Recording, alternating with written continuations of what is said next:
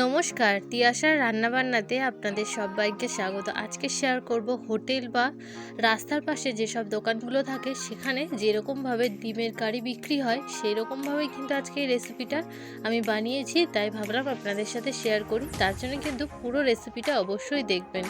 খুব বানানো সহজ আর খেতে কিন্তু দারুণ টেস্ট হয়। তো তার জন্য ফার্স্টে এখানে আমি ডিমগুলোকে সেদ্ধ করতে বসিয়ে দিয়েছি, সামান্য একটু নুন দিয়ে দিয়েছি যাতে ফেটে না যায়। তারপর কড়াতে বেশ খানিকটা পরিমাণে সর্ষের তেল নিয়ে ডিমগুলোর খোসা ছাড়িয়ে এর মধ্যে দিয়ে নুন হলুদ কিন্তু ডিমটার মধ্যে একটু মাখিয়ে নিয়েছি, দিয়ে এবার ডিমটাকে একটু লাল লাল করে ভেজে নেব।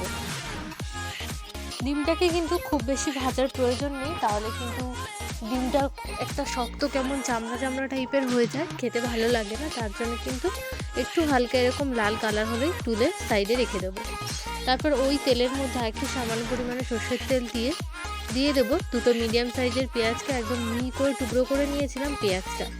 এবার পেঁয়াজটা দিয়ে কিন্তু পেঁয়াজটাকে খুব ভালো মতন করে একটু ভাজা ভাজা করে নেব, যাতে পেঁয়াজের যে কাঁচা ভাবটা থাকে সেটা যাতে চলে যায়। এই রেসিপিটা কিন্তু বাড়িতে একবার অবশ্যই ট্রাই করবেন, আর যদি রেসিপিটা ভালো লাগে তাহলে কিন্তু অবশ্যই করে লাইক কমেন্ট আর সাবস্ক্রাইব করবেন। আর এভাবেই আমার পাশে থাকার অনুরোধ রইল আপনাদের সবাইকে। এবার পেঁয়াজটা কিন্তু হালকা একটু ভাজা ভাজা হয়ে গেছে, দেখুন কালারটাও কিন্তু অনেকটা চেঞ্জ হয়ে গেছে। এবার এর মধ্যে আমি অ্যাড করে দিলাম হাফ চামচ মতন রসুন বাটা। এবার রসুনটা দিয়ে আবারও খুব ভালো মতন একটুখানি কষিয়ে নেব, যাতে রসুনের যে কাঁচা ভাবটা থাকে সেটাও যাতে চলে যায়। দিয়ে পেঁয়াজ আর রসুনটাকে এবার একটু ভালো মতন কষিয়ে নিয়ে এর মধ্যে অ্যাড করে দিলাম টমেটোটা।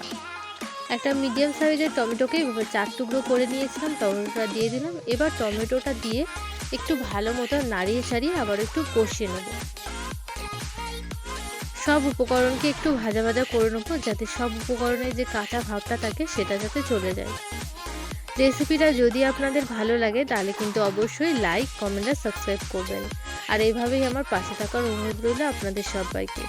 খুব ভালো মতন করে কিন্তু এটা ভাজা হয়ে গেছে। এবার এর মধ্যে দিয়ে দিলাম স্বাদ মতো নুনটা দিয়ে এবার আবারও খুব ভালো মতন একটুখানি কষিয়ে নেব, যাতে নুনটা খুব ভালো মতন সব উপকরণের সাথে মিশে যায়। তারপর এখানে দিয়ে দিলাম হাফ চামচ মতন আদা বাটা। এবার আদা বাটাটা দিয়ে আবার একটু কষিয়ে নেব, যাতে আদার যে কাঁচা ভাবটা থাকে সেটা যাতে চলে যায়। সব উপকরণ খুব ভালো মতন কষিয়ে নেব। দেখুন খুব ভালো মতন কিন্তু কষানো হয়ে গেছে, কালারটা কিন্তু অনেকটাই চেঞ্জ হয়ে গেছে।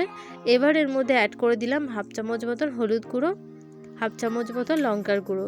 ঝালটা কিন্তু অবশ্যই স্বাদ মতন দেবেন, যে যতটা পরিমাণে ঝাল খান সেই পরিমাণে কিন্তু এর মধ্যে অ্যাড করে দেবেন। দিয়ে এবার খুব ভালো মতন কিন্তু সমস্ত উপকরণকে এভাবে মিশিয়ে নেব, আর মশলাটা একটুখানি কষিয়ে নেব, যাতে মশলার যে কাঁচা ভাবটা থাকে সেটা যাতে চলে যায়। প্রায় 1 মিনিট মতন মশলাটা একটু কষিয়ে নিয়ে ভেজে রাখা ডিমগুলোর মধ্যে দিয়ে দিলাম। দিয়ে ডিমগুলোকে দিয়ে হালকা একটুখানি নাড়িয়ে চাড়িয়ে নেব, যাতে সব উপকরণের সাথে খুব ভালো মতন ডিমগুলো একটু মিশে যায়। এবার এর মধ্যে দিয়ে দেব 1 কাপ মতন জল। জলটা খুব বেশি দেওয়ার প্রয়োজন নেই, যতটা পরিমাণে আপনারা গ্রেভি রাখতে চান ততটা পরিমাণে কিন্তু এখানে জলটা অ্যাড করে দেবেন। এবার জলটা দিয়ে খুব ভালো মতন এভাবে হালকা একটু নাড়িয়ে চাড়িয়ে নেব, নিয়ে এটাকে প্রায় 2 থেকে 3 মিনিট মতন ফুটিয়ে নেব। ব্যাস, ঢাকনা সরিয়ে নেব। ওপর দিয়ে একটুখানি গরম মশলার গুঁড়ো দিলেই কিন্তু রেডি হয়ে গেল দারুণ স্বাদের ডিমের কারি রেসিপি।